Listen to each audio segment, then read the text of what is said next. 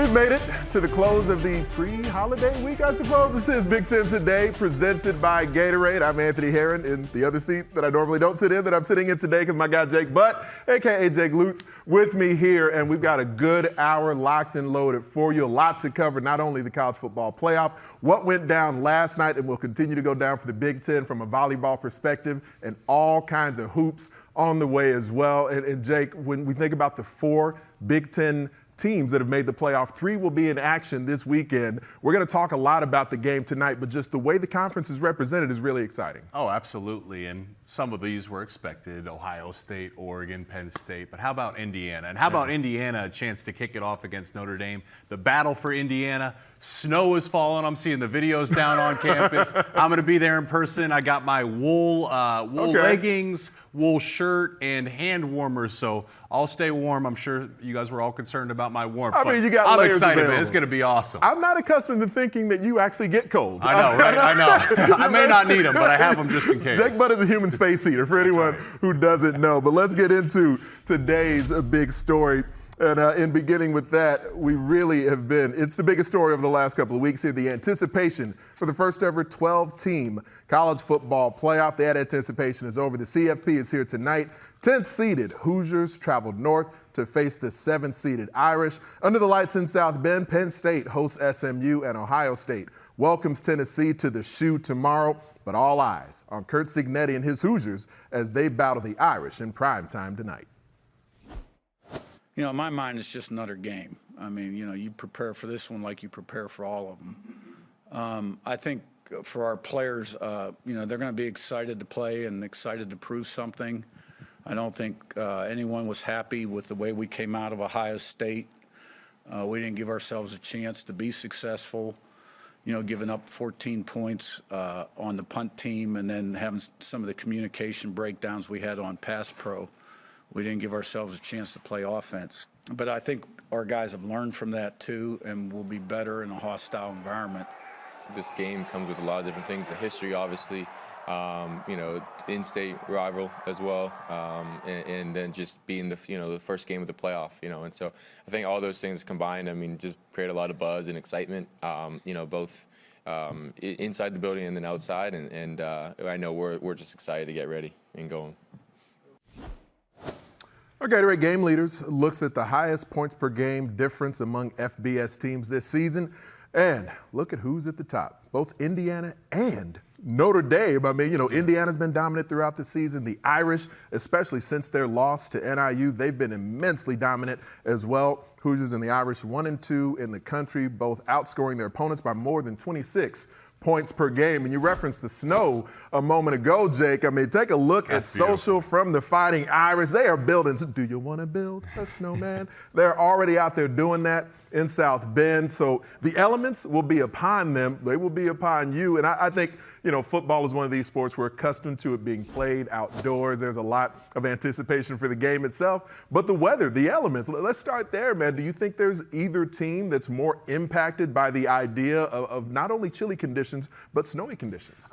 You know, not really. I think obviously just the location and geography of both places, they're familiar with weather. They've been practicing outside. They're going to be prepared for this. I will say, just from an identity standpoint, you know, Notre Dame leans more on the run game than Indiana. Indiana's a little bit more balanced. We've talked about Curtis Rourke as one of the best passing quarterbacks in college football a number of times this year, whereas Notre Dame has that great dynamic duo in their backfield, and of course Riley Leonard runs the ball. But hey, good thing for Indiana, #1 run defense in college football too. So from a matchup standpoint, you know, that's going to be interesting. But even, you know, this is on coaching too. And one thing I'm real interested in this matchup is Curt Cignetti's playoff experience in the past before he got to Indiana. You know, this is a different season. That's why we call it postseason. It's a whole different world out here. Marcus Freeman, love him, great young coach, hasn't you know, coached in the postseason to this extent yet. So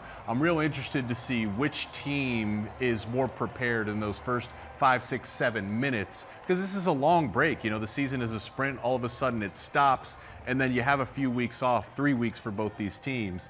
Which coach has their team ready? Signetti obviously has that postseason experience. We've seen a couple of examples late in the Hoosiers' regular season schedule of teams that are capable, that really value the line of scrimmage, are capable of pushing opponents around. They handled it really well against Nebraska. They were able to defeat Michigan. Yeah. Obviously, a loss to Ohio State, but what stands out to me is none of those teams ran the ball effectively. You talked about Indiana as the #1 run defense in the entire country. So I do think there's maybe still some folks who haven't watched Indiana play this season that are thinking stylistically the physicality of Notre Dame is going to be this new thing for the Hoosiers to try and withstand. They faced it before, and that front seven on defense has been spectacular. Oh, 1,000%. And they may not have like the big names, or they don't have like a Mason Graham, for example, right, or a Jack Sawyer, whatever it is. They may not have. They those got a C.J. name West, but they got a C.J. West, and they got a Kamara, and they got an Aiden Fisher, and they play together. That's what makes a good run defense, in my opinion, is gap sound defense, structurally sound defense. It's nothing too exotic, but they play their assignment really well, and they don't give you an inch. So that's going to be really fun to watch. What is interesting here is Notre Dame hasn't seen a defense like Indiana because they're #1 in the country. There is no defense. But Indiana hasn't seen an offense like Notre Dame's.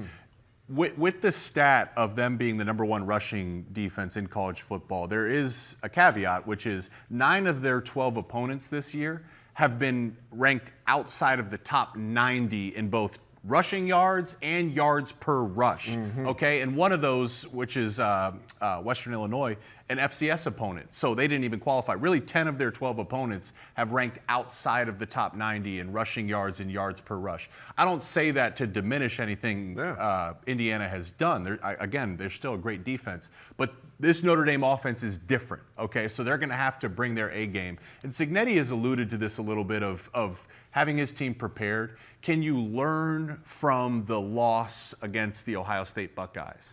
And there was 2 things he stood out. One is, when you're playing great teams, you can't beat yourself. It's true all of the time, but particularly against great teams. When Indiana traveled to Columbus, they beat themselves, whether it was special teams, whether it was turnovers giving Ohio State easy field position. You cannot do that in these postseason games. The other thing that will play a big factor is the noise. And Signetti has verbalized this, and I think this is going to be critically important.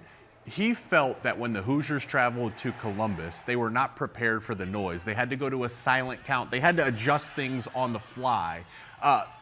They will be more prepared for that. They've had the music cranked up all throughout their preparation. They will be prepared for that. What Notre Dame likes to do defensively is they'll run different coverages. They will bring different pressure. They're going to show you different looks, which means there's a premium on the communication from the Hoosier offensive line and from Curtis Rourke. Well, the noise limits your ability to communicate. So how prepared they are to deal with the changing pictures pre-snap and post-snap is going to be critical to the Hoosiers' success. And having a quarterback who's as athletic as Riley Leonard. You know, Indiana faced Will Howard. He's certainly a mobile QB, but Riley Leonard is a true part of that Notre Dame ground attack, to the point you were making earlier with, you know, some of the what could be perceived as significant differences that Indiana will face with their defense. To your point about the Hoosiers' offense and the challenge that Notre Dame's defense will face for them, I do wonder a bit the RPO system, where the offensive line, there's an ability snap by snap for at least the O-line to not have as much clutter in their brain, perhaps, because some things can be very similar for the O-line from one set to the next.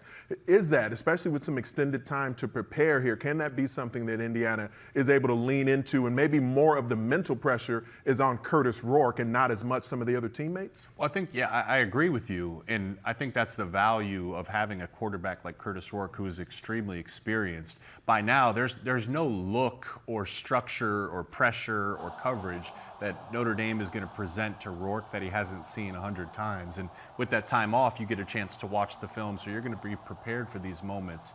But when we talk about this, what's important to remember is for Indiana to be prepared, the offensive line should be anticipating whatever Curtis Rourke is about to say. For them to be fully prepared, they should be anticipating and waiting it, right? Then you know you're on the same page and you can roll. But staying on schedule is going to be so important for Indiana. winning first down on offense and defense, winning second down, getting into third and manageable, avoiding third downs altogether. That's where the RPO really flourishes, when it's 3rd and 4 and you just play math and say, wherever your weak point is, I'm going to attack it, running the ball or throwing the ball. But the same is true defensively, winning first down, winning second down. Riley Leonard was injured. He's gotten better as a passer, but he's really a run-first guy this year and has been. If the Hoosier defense can win first and second down and get Notre Dame into 3rd and 7, 3rd and 8, 3rd and 9, particularly with the elements, turn them into a throwing offense, that to me favors the Hoosier defense. First ever 12-team college football playoff. It'll kick off tonight. You'll be there in person. And, you know, a weekend is going to be full of football. If this is just what gets Glorious. things going, man, I cannot wait to watch this and what's to come. There will be certainly 3 other games that will come tomorrow. 2 of those will involve Big Ten teams. One of them will be at the Shoe in Columbus. Ohio State will host Tennessee. And looking at Saturday's games, Tennessee, it's the first 8-9 matchup that we'll see in CFP history. A pair of 10-2 teams go head-to-head in this one, and defenses will be under the spotlight at the Shoe. Ohio State's 13 scrimmage touchdowns allowed were the fewest in the country, but the Vols' 18 wasn't that far back, tied for 3rd overall. And so this game, Jake, I think that by comparison, where, you know, Indiana, Notre Dame, from a storyline perspective, diametrically opposed programs, the historic football history of Notre Dame and Indiana, it's the first time we've seen them here. I think from a physical perspective, this game between Ohio State and Tennessee is probably the one where the physical, the pure talent matchup is probably closer than any other first-round matchup we're going to watch this weekend. Yeah, 100%. And to me, though, you set that up and you know that as a fact. But I separate it and say, for Ohio State, it's all mental to me. It's 100. That's what I'm most interested in seeing here, because, you know, part of the reason I've loved Ohio State, and I thought they were a team that had as good a chance as anyone to win the national title all year, aside from the injuries up front, which, you know, you have to acknowledge that, all the reasons I or anyone loved the Buckeyes from a talent standpoint, from a coaching standpoint, they're all still in place. I love the Buckeye defense. I love the weapons Ohio State has. I think Will Howard has done a lot of great things this year. The backfield, of course. All of that is still in place, and yet how are they going to respond to that law? Like, are you able to put that behind you? And you think about any great movie or any great story, there's no story to be told if everything goes according to plan, you know, and if there's no adversity. All great stories, every hero needs a villain. All great stories have some adversity. Can the Buckeyes use that painful loss to Michigan to propel them to higher heights? That's what I'm most interested in seeing here. And Tennessee, like in terms of a team makeup, has a lot of similarities to Michigan. Great defensive line, really, really great defensive line. Yeah. Maybe not, they don't have Mason Graham or, you know, but they got players across that defensive line. They want to run the ball, power running game. It might look pre-snap different from Michigan, but they're a run-first offense. So there's a ton of similarities. That could favor the Buckeyes if they learn from what caused them to fall short in the game against Michigan. So the one thing I want to see, Jeremiah Smith, 10 touches. Seriously, 8, 9 targets. Ride him in the postseason. If you're going to win or lose, you do it on the back of your best players. There's no world where Jeremiah Smith should have anything less than 7 catches Saturday night. And it feels a little odd to think about the idea that Ryan Day and Chip Kelly and curiosity of whether or not the game plan will suit the moment. But I think there are reasonable questions about the offensive game plan and whether or not that suited the matchup with Michigan. And so you got 2 of the better offensive minds in the sport. It seems suitable to think that they'll be able to come up with a game plan, especially with the extended layoff that they had, to plan for what this Tennessee defense presents. I do wonder sometimes, Jake, if the amount of talent that Ohio State has access to, when they're great in the backfield, they're great at receiver, they've got a very capable quarterback, then do you almost have too many toys to try and feed the football to, as opposed to just saying, this is what they're bad at, we've got a player there, and just feed them? Do you think that ever factors into maybe not leaning into one side of the game plan? Well, I think that was what was so frustrating about the Michigan game is, it wasn't just Ohio State running the ball. It was the simplicity in which they chose to. It's okay to run the ball, but they had a lot of success running speed options or read options. We didn't see a ton of their RPOs where Will Howard's running and has the chance to throw. We didn't see a ton of that creativity. We also didn't see any trick plays. That's one thing that I've been curious to see for Ohio State. Why is it that every year when Ohio State plays Michigan, Michigan has at least one, usually 2 or 3 trick plays? Ohio State, you have a ton of weapons. That doesn't mean you can't have trick plays, particularly when you get into the red zone. Like that's what you'd like to see. But there's one football. There's been no drama or, tension. You don't hear anyone. I never hear Emeka Egbuka or Jeremiah Smith, Travion, Quinshon Judkins. You never hear them complain about not getting the football. So it's a good problem to have, basically, when you have, all those weapons. Pass protection, especially for the backs and tight ends. With Ohio State's offensive line being banged up in the way that they have been this season, I wonder a bit where we've seen, you called Ohio State games this season, we've watched the way that Travion Henderson, Quinshon Judkins, that they've involved themselves in the pass protection. A lot of the physicality of that has, through my lens, taken more place on the edge. Do you see an opportunity here to make sure that your backs who are willing to pass protect are going to be involved everywhere? Maybe not just chipping the edge, but even on the interior when it's necessary to make sure things are shored up against that D-line. Has to be. And you should come into this game plan saying, we have this in our back pocket if our offensive line can't protect. And you give them the chance, okay? But Travion Henderson is a great pass protecting back. We've seen him. I know you and I, we've talked about this. Some of the highlights, he's going to stick a linebacker in their chin, and he's going to enjoy it. Judkins has that physicality as well. And then Ohio State, they're deep in the tight end room, so the ability to chip and protect. So you're right. You have to come into this game plan with the option, at least, to help your tackles out, to give Will Howard time. So, but Will's he's a great runner. That's part of the big attraction of bringing Will in. He's a runner, so I wouldn't be surprised. And deep at quarterback, theoretically, right? Right. I mean, if he happened to get banged up, they got guys who are still there. So move the pocket a little bit. Move the pocket, change the picture. I just think this is such a critically important game for the Buckeyes because the emotional roller coaster of this season we hear the most talented roster maybe in this century per Urban Meyer and Jim Tressel. Certainly true. And then you start off hot, and man, we're saying, wow, this season's going to be special. You lose a heartbreaker on the road to Oregon, but okay, fine, okay, we'll see him again was the thought. Back on track, defense is playing good, and then you get upset by Michigan. And now there's this tension in Columbus. You can feel it.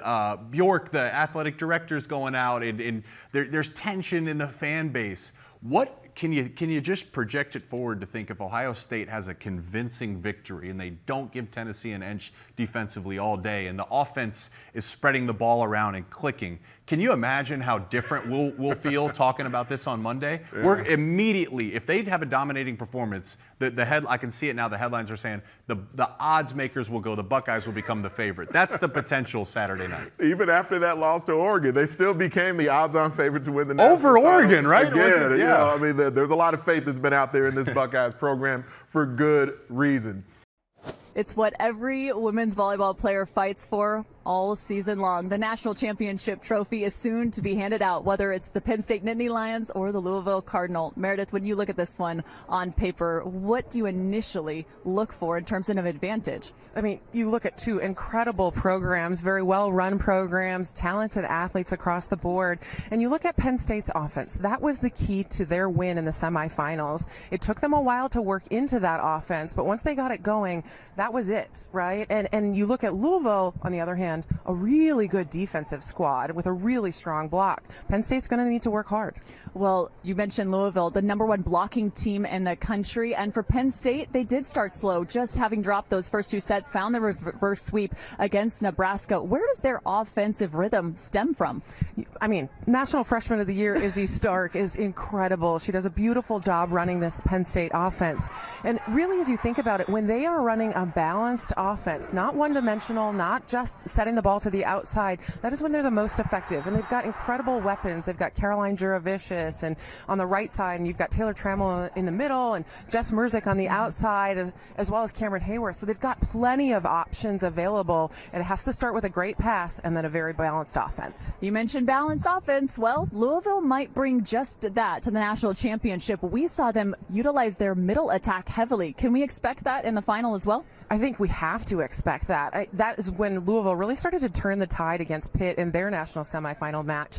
And they got that middle really involved. Again, ball control, very important, but the ability to push that middle and force the issue as well as their right side, it's going to be a lot for Penn State to deal with. Well, and history will be rewritten. The record books are going to change. We have 2 female head coaches going head-to-head in the national championship, guaranteeing a head coach winning the national championship as a female for the very first time in history.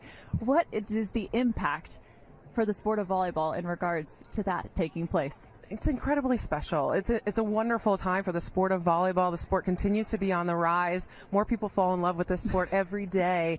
And when you think about a woman winning as a head coach at the Division I level for the first time, it's a really important mark for this amazing sport. And let's not forget, both of these coaches are familiar with national championships. Katie Schumacher-Cawley winning one at Penn State as a player, and Danny Busboom-Kelly winning one at Nebraska as a player. Well, the last and final, Louisville playing with the hometown crowd behind them. It was a huge impact in their semifinal matchup. What can you expect for the national championship? The crowd was loud, 22,000 people, record crowd in the semis, and they are absolutely going to be rooting for this team. Danny Busboom-Kelly and her squad talking about they want to bring a win to this city. But Penn State is not really fazed by that. They play with each other, they play for each other, and they dig deep together. They have shown tons of resolve all season. We should expect nothing less in the championship match. Well, the Penn State Nittany Lions are heading into some dangerous territory here in Louisville. Will they take the national championship? We'll find out just shortly. Appreciate you, Cameron and Meredith. Excellent work there. We'll hear more from them throughout the weekend as the Nittany Lions pursue a national championship in volleyball. That pursuit continues in football as well. State College will be the host site as the Nittany Lions host SMU. There's a lot to look forward to along those lines. And if history isn't any indication, Penn State has to like their chances. The Nittany Lions are a perfect 26-0 in non-conference home games under James Franklin. They face a Mustangs team that has won 10 straight games on the road. Looking to match its program record with a 12th win this season.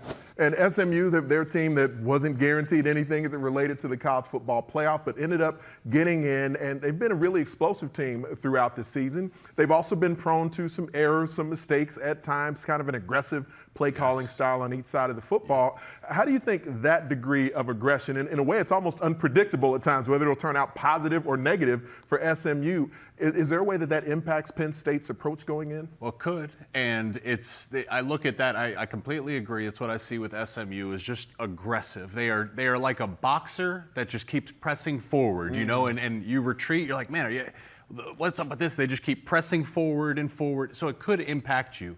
But that also leaves you vulnerable. If you know a team's going to be aggressive, and if you know if a boxer is going to be aggressive, you wait for your moment, bang, counterpunch, bang. It leaves them vulnerable. Yeah. So just think, you know, Penn State, one of their favorite running schemes, outside zone. If SMU is aggressive, they get out of gaps. All outside zone is you're having Nicholas Singleton run laterally, and he's scanning, and as soon as there's a gap, bang, you hit that gap right now. So if you're not playing gap sound defense because you're overly aggressive, it does leave you vulnerable. Now, maybe you get some TFLs as well. So as long as the Penn State offensive line, tight ends, Drew Aller are prepared for this, they can use the aggression against them. So to that point, starting fast is critical. Right, Penn State, this has been a problem for them at times this year. Obviously got behind in the Oregon game. You have a home field advantage here.